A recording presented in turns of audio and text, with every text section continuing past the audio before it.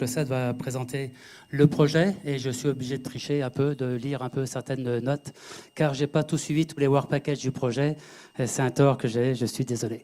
Donc voilà, c'est ici, donc Clean Atlantic, c'est simplement dire, l'acronyme signifie lutter contre les déchets dans la zone atlantique, qui est définie dans le cadre du projet Interreg Atlantique, qui définit donc la partie de Irlande, UK, France, Espagne, Portugal. Là, donc, c'est bien à travers donc, une coopération régionale. Ça correspond déjà, on a déjà dit, là, c'était les projets européens Interreg. Il faut que je fasse les deux en même temps. Oui, pardon. Désolé. Voilà. Concernant donc l'objectif, c'est bien protéger la biodiversité marine et les services écosystémiques donc de la zone atlantique. En faisant quoi? En cherchant l'amélioration de la connaissance et faciliter l'accès à la connaissance. Améliorer aussi la surveillance, donc on en a parlé tout à l'heure, la prévention et la collecte, améliorer aussi la collecte donc des déchets, et puis aussi par améliorer, donc faire un effort donc dans le cas de l'éducation et de la sensibilisation pour faire changer justement les gestes, les comportements, et puis aussi donc au niveau des individus, de la société, des professionnels et puis de l'industrie. Alors le financement, c'est un projet Interreg, projet européen. Donc là, qui transite par les régions, c'est l'originalité, ces projets européens. Dedans, à hauteur de 3,2 millions d'euros, donc ce qui est comme un gros budget. C'est une durée de 3 ans, qui a commencé là, à peu près à mi-terme, à moitié du gué. Et puis dedans, il y a 18 partenaires, donc qui viennent des 5 pays que j'ai listés tout à l'heure. Et puis donc voici donc les partenaires. Ce qu'il faut noter là-dedans, c'est qu'il y a une forte implication des autorités locales des 5 pays, avec soit dans le projet, soit en tant que, comme le cas présent pour le ministère, c'est dans le committee board. Voilà, c'est aussi leur implication. Implication aussi d'OSPAR, donc qui est très important justement pour permettre à ce type de projet d'être réorienté si besoin, si entre les partenaires restent soit trop scientifiques, soit opérationnels, mais qui sont un peu, donc c'est bien les orienter vers les politiques publiques qui sont supposées donc couvrir, apporter des éléments pour améliorer justement le manque de connaissances, le déficit de connaissances, pour mettre en pratique ces politiques publiques. Et puis, donc, les associations, les autres partenaires, on a vu côté français, c'est l'Ifremer et puis le CEDRE. Côté, je ne sais pas pourquoi j'ai commencé par la France, je suis désolé. Côté, on va commencer par le Nord, côté Irlande, pardon, il y a blabla, je ne sais plus où ce qu'ils sont. C'est le Marine Institute et puis le ministère aussi le ministère donc, qui est directement impliqué dedans. Je ne trouve plus le nom. Il est là, il a un nom irlandais, donc c'est un peu dur à connaître. Donc c'est le ministère qui est en charge de logement et d'environnement. Côté anglais, il y a le CEFAS, donc qui est un peu l'équivalent de l'Ifremer. Et puis on va trouver pareil du côté équivalent aussi, côté espagnol, l'Institut océanographique. Des Arditi aussi, donc côté portugais. Côté le DGRM, donc, qui est présent aussi, donc c'est le ministère environnement chargé un peu de l'environnement portugais. Côté espagnol, donc qui est le leader du projet, donc c'était Marisa et donc du CETMAR, donc qui est un organisme public galicien, donc dans le nord d'Espagne. Donc voilà, il y a, j'en ai oublié certainement, enfin Tecmar, etc., dans les centres de recherche. Donc, et puis l'initiative aussi de Compostelle, Saint-Jacques-de-Compostelle. Donc sur voilà, l'ensemble des partenaires. Concernant, disons, l'organisation du projet, sur cette image-là, donc ça donne un peu l'organisation du projet, donc censé aborder l'ensemble de la problématique des déchets pour lutter. On va de l'inventaire et la cartographie de la connaissance existante, donc niveau information, niveau données, donc sur les déchets et sur ses impacts aussi, ainsi que sur les stakeholders, les fameux parties prenantes qui vont donc du public aux scientifiques et les industriels, les associations, les collectivités, etc., les autorités locales et nationales. Concernant aussi donc, le monitoring, on a aussi le volet sur le monitoring et le suivi, donc la gestion des données de surveillance. Donc ça, c'est la bancarisation, donc c'est un domaine très important. On aborde aussi la modélisation. Donc on va retrouver les thématiques qui ont été abordées, soit en mer avec François, soit autrement, si le long sur les plages, et puis les conférences qu'on a entendues depuis ce matin. Donc ça aussi, on retrouve donc les grandes thématiques, donc modélisation, cartographie, gestion des déchets, qui est très important aussi sur la gestion, donc voir un peu pour réduire donc tout ce qui est gestion de déchets à bord des navires, la gestion des déchets, ce qu'on appelle le fishing for litter, donc qui est un procédé d'aller récupérer les déchets en mer. J'y reviendrai tout à l'heure. Les fameux filets fantômes. Donc, c'est tous les engins de pêche. Et puis aussi sur le nettoyage de plage, donc sera abordé. Et enfin, un volet très important, c'est toujours pareil, c'est qu'on appelle ça l'éducation, la sensibilisation. Donc, les projets européens et notamment, et en plus, on fait en sorte de faire aussi cet aspect de sensibilisation, c'est très important. Et puis, la capitalisation, entendons par capitalisation, on va le développer tout à l'heure, mais c'est informer aussi toutes les instances, tout ce qui se passe avec soit des autres projets, mais aussi au sein d'OSPAR, au sein du groupe de travail présidé par François, donc mettre au courant pour voir ce qui se passe et aussi informer donc, sur ce projet. Donc là, après, donc concernant les aspects qui vont être développés aussi, ça donne ici, donc juste la slide va donner un peu les différents axes de travail et puis les résultats attendus. Concernant le but, c'est bien d'avoir une vue complète des données sur les données, en termes de connaissances et d'impact sur les déchets, à la fois sur le littoral, sur le mer, donc on voit tous les compartiments marins, mer, fond, et puis aussi sur le biote. Donc avec ingestion, étranglement. Les données, on va utiliser ici les données existantes, on a dit tout à l'heure. Donc c'est quoi? C'est toutes les données qui sont dans les bases de données de ICES, donc de OSPAR. Les données, et en plus il y aura aussi, on va mettre des données complémentaires qui seront acquises durant la durée du projet. Ce qui est prévu aussi, c'est un inventaire des initiatives et bonnes pratiques. Donc ça, le SAD a travaillé dessus. Donc est en charge de ça, soit à travers peut-être que certains d'entre vous ont déjà eu des enquêtes qu'on a lancées donc dans les 5 pays. Et puis la partie impact, aussi qui est l'impact économique dont François a parlé tout à l'heure. Tout ça aussi est abordé sur des sites bien particuliers, des secteurs particuliers, pêche, tourisme, aquaculture, et avec des analyses aussi de coûts qui seraient faites par coût-bénéfice, donc faites aussi par le CEFAS. Les résultats seront un rapport technique, donc sur l'état un peu de l'art, un peu en matière d'information, puis voir aussi les manques et les recommandations. Il y aura ce qu'on appelle donc des cartographies interactives, qui va montrer justement les données dans les données donc de déchets dans les différents compartiments, et aussi certains indicateurs spécifiques, on en a parlé tout à l'heure, les tortues, les choses comme ça, les choses qui sont vraiment au niveau d'impact ou de pression. Voilà, donc il y aura ces aspects-là qui seront donc accessibles sur le site internet. Il y aura aussi des rapports au sujet un bilan concernant les stakeholders, avec aussi leur initiative. Il y aura donc des études économiques précises dans 2-3 pays. Donc regard donc, de chaque pays, comment c'est traité sur certains secteurs d'activité.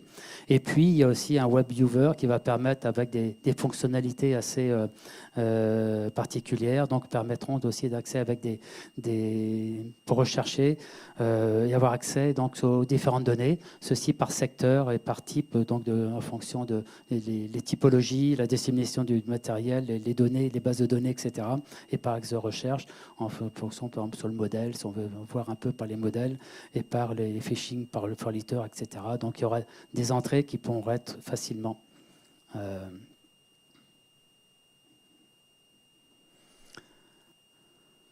Concernant d'autres techniques qui sont ici abordées, c'est plus dans tout ce qui est suivi de l'impact et puis suivi donc des déchets. Là-dessus, il va y avoir des l'idée, c'est bien de renforcer un peu et harmoniser tous les systèmes de management, de gestion de données qui existent, avec donc un design un peu nouveau pour le niveau des structures des bases de données. Là, c'est Ifremer qui est en charge de tout ce work package, recherchant bien sûr l'interopérabilité, on en a parlé tout à l'heure, avec les autres systèmes OSPAR, ICES, histoire de récupérer et aussi d'alimenter sous forme de reportage, etc. Donc ça, c'est prévu. Ce qui est prévu aussi, ce sont les améliorations de tout ce qui est les nouvelles techniques qui vont être testées pour la surveillance. Évaluer aussi tout ce qui est les indicateurs d'impact. Donc, il faut en trouver d'autres. François en a parlé tout à l'heure. Et chercher aussi dans tout ce qui est le risque qu'on peut voir dans certains items qui ont été donc listés lors de la construction du projet et qui correspondaient en fait notamment qui étaient retenus, c'était les cigarettes, les mégots de cigarettes et les cotons-tiges. Donc voilà, donc il y a des études qui sont là faites. C'est le SED qui gère ce work package. Et là, Camille va vous en parler tout à l'heure des premiers résultats.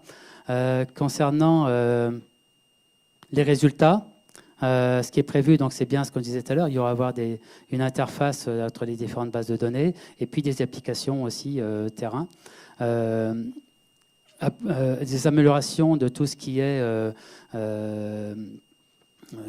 les méthodes de surveillance avec des nouvelles technologies, donc tout ce qui est à la fois pour le flottant, les déchets flottants à la surface ou sur le fond, et aussi échoués sur les plages. Donc ça va aller des systèmes qu'on va essayer d'améliorer de chaluts, des véhicules, des ROV, et puis aussi étudier un peu la pertinence, explorer un peu la pertinence et la faisabilité de nouveaux systèmes style drone, l'utilisation de radars HF, l'utilisation aussi des données satellites, notamment avec le satellite Sentinel-2. Donc ça, sur des sites bien identifiés, ayant des accumulations de déchets suffisamment importants en surface. Et cela, il y aura un en Angleterre, il y aura un autre en Grèce et un autre aux Maldives. Donc tout ça va permettre un peu de voir la pertinence un peu de certains outils. Il va y avoir aussi des applications pour les observations de déchets en mer, des applications aussi dans le cadre de la science participative, pour donc des tablettes, des mobile phones, etc. Définition aussi des nouveaux indicateurs pour l'étranglement, notamment tortues, invertébrés et puis des poissons qu'on voit ici, donc qui sont cherchés. Et puis, ce que je disais tout à l'heure, les études d'impact liées à certains items, donc notamment sur les mégots de cigarettes. Concernant autre aspect, pardon, j'en suis là, c'est un truc, mapping, voilà. Sur la cartographie et les modélisations, donc c'est un autre work package, donc avec, là, ça sera essentiellement donc, faire un bilan des modèles existants et puis en développer d'autres dans certains secteurs. Et l'idée étant quand même d'étudier la spécificité par rapport à d'autres polluants, c'est les déchets, macro-déchets, ont une flottabilité différente que les autres polluants. Donc ça aussi, c'est pris en compte. Il y en a qui, en fonction de la densité, vont couler plus ou moins vite. Donc tout ça va être pris en compte. Et il y aura à terme un modèle de transport, donc de dérive, de transport, qui seront donc, de type lagrangien, qui sera développé aussi et accessible donc, sur le site par la suite. Tous les processus de dégradation aussi seront pris en compte et de dérive dans ces modèles. Et voilà, donc on va arriver après sur les résultats qui seront fournis ici. Donc un état de l'art, un outil donc de transport, une démonstration donc de modèles. Et puis l'idée étant de cartographier ce qu'on appelle les hotspots, à la fois à terre et en mer. Donc, c'est bien les points d'accumulation à proximité donc dans la zone pour essayer d'identifier avec l'utilisation, bien sûr, des modèles et puis valider sur le terrain avec des observations pour essayer donc d'orienter en fait à la fois les mesures mais aussi les trucs de collecte. Et puis, on va essayer aussi de cartographier l'affluence des rivières. Et puis, étudier certains scénarios, voir l'impact de certains scénarios seront modélisés aussi pour voir s'ils ont une réduction sur certains aspects. Concernant la prévention, là aussi, concernant la prévention, donc c'est aussi la compilation. Donc, on va faire un état de l'art encore, de toutes les bonnes pratiques qui sont utilisées dans certains items qui sont sources potentielles de déchets. C'est tout ce qui est le traitement, la gestion des déchets à bord et dans les ports. L'activité donc de Fishing for Litter, qui sera donc avec des pilotes, des actions pilotes donc dans certains secteurs. Entendons-là par là, il y a deux aspects. C'est le Fishing for Litter actif, c'est-à-dire que là, c'est les pêcheurs qui, au cours de leur campagne, récupèrent. Et puis, donc ça, c'est le passif, pardon. Et puis l'actif étant donc de définir des moyens spécifiques, enfin des moyens qui existent déjà. Là, M. Tovazo, qui est là, aussi, connaît très bien le dispositif. Donc, c'est aller à la pêche aux déchets en mer avec des moyens spécifiques. Donc tout ça va être aussi évalué, les différents systèmes existants. Et une action aussi concernant les filets fantômes, à la fois pour empêcher qu'ils deviennent fantômes, aussi pour les retirer et puis voir l'impact. Donc voir un peu comment tirer des enseignements des expériences passées. Et puis ce qui sera prévu aussi, ce qu'on va faire aussi, ça sera donc tout ce qui est les techniques de nettoyage de plage, manuelles, et mécanique avec les outils, les techniques, les bonnes pratiques, et ainsi que dans les récupérations dans les ports. Donc ça sera un rôle du CEDRE, une action du CEDRE.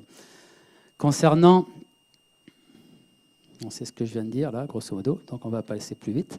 Concernant la partie sensibilisation, concernant la sensibilisation, ça c'est très important des projets européens, c'est aussi de faire connaître un peu de sensibiliser donc le public et puis tous les stakeholders d'un sens large. Donc là, il va y avoir des fournitures donc de mise au point, de développement d'outils spécifiques pour permettre la diffusion de cette sensibilisation. L'organisation aussi je liste les plus importants, l'organisation de colloques, un peu comme ici, mais qui seront certains qui vont être, donc il y en a eu un récemment à Brest au mois de décembre. Bon, il y a celui-ci, mais qui ne rentrait pas dedans, mais qu'on fera de la pub comme dans le projet. Et il y a dans chaque pays, il y aura un workshop thématique, donc soit sur Fishing for Litter, etc. Donc ça, c'est prévu aussi. Donc il y aura des restitutions à ce niveau. Concernant, c'est ce que je viens de dire, là encore, là c'est les résultats. Je suis désolé, j'ai fait ça tout à l'heure, c'est vraiment pas bien. Concernant notre aspect aussi, c'est la capitalisation. Alors, c'est quoi la capitalisation? C'est simplement faire connaître aux gens ce que l'on fait, et notamment dans les instances qui travaillent dessus, c'est-à-dire OSPAR, MSFD, DCSMM. Donc il y a des travaux dessus, et nous on travaille à la fois pour les collectivités, pour les autorités, donc pour répondre à OSPAR et puis à DCSMM. Donc il est important que l'on ne quitte pas, qu'on ne se perde pas dans les trucs, donc qu'il y ait un échange en permanence entre les différents groupes de travail, et qu'ils connaissent ce que l'on fait, que nous puissions après aussi savoir ce qui est utile de faire. Concernant la communication, je vous invite vivement à appuyer sur le bouton www Clean Atlantic Europe. Ça, c'est le projet européen. Il y a beaucoup de choses qui sont déjà sur le site, parce que c'est un site très actif. Et là, vous verrez, il y a plein de choses. Il y a des lettres qui sortent, des newsletters. Il y a une brochure Clean Atlantic, et puis il y a plein de choses. Vous pouvez suivre sur les réseaux sociaux. Il y a des posters qui sont libres, etc., donc qui sont libres d'accès. Et puis, je parlais un peu les workshops qui seront aussi diffusés à cette occasion.